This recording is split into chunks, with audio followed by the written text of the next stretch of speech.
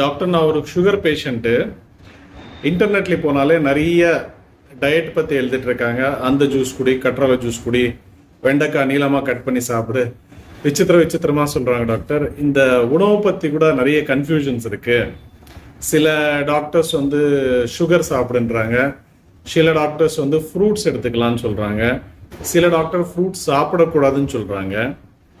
எது நிஜம் டாக்டர்? இந்த உணவு பற்றி கொஞ்சம் சுகர் பேஷண்ட்டுக்கு தெளிவுபடுத்துங்க அப்படின்னு நிறைய பேஷண்ட் கேட்குறீங்க. இப்போ இருக்கிற இன்ஃபர்மேஷன் காலத்தில் வந்து ராங் இன்ஃபர்மேஷன், மிஸ்லீடிங் இன்ஃபர்மேஷன்ஸ் நிறைய வந்துட்டு இருக்கு. நானும் உங்களை குழப்ப விரும்பலை. என்கிட்ட வர சுகர் பேஷண்ட்டுக்கு நான் சிம்பிளாக சொல்லுவேன், மெயின் டிஷ் கம்மி, சைட் டிஷ் அதிகம். இது எந்த உணவு அப்படின்னா, உலகத்தில் எந்த கார்னர் போய் நீங்கள் உணவு சாப்பிட்டாலும் மெயின் டிஷ் கம்மி, சைட் டிஷ் அதிகம் எடுத்துக்கோங்க. அப்போ உங்களுக்கு ஆட்டோமேட்டிக்காக சுகர் பேஷண்ட்டுக்கு என்ன உணவு வேணுமோ அது வந்துடும். ஆனால் ஒரு ப்ரிகாஷன், அந்த சைட் டிஷ்லேயே வந்து ஆயிலு, ஸ்வீட்டு இல்லாமல் பார்த்துக்கோங்க. ஃபார் எக்ஸாம்பிள், சவுத் இந்தியாவில் சாப்பிட்டீங்கன்னா மெயின் டிஷ் எல்லாமே அரிசி, இட்லி, தோசை, சப்பாத்தி, பூரி, இந்த மாதிரி எல்லாமே மாவு சத்து அதிகமாக இருக்கும். சப்போஸ் நார்த் இந்தியா போனீங்கன்னா சப்பாத்தி, பூரி, அவல், இப்படி உப்புமா செய்வாங்க. அதுலேயும் பார்த்தீங்கன்னா மாவு சத்து அதிகமாக இருக்கும்.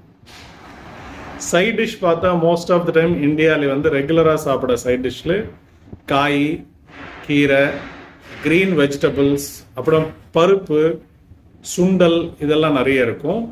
இது நீங்கள் நிறைய எடுத்துக்கலாம். இப்படி எடுத்தாலே போதும், உங்களுக்கு எந்த கன்ஃபியூஷன் கிடையாது.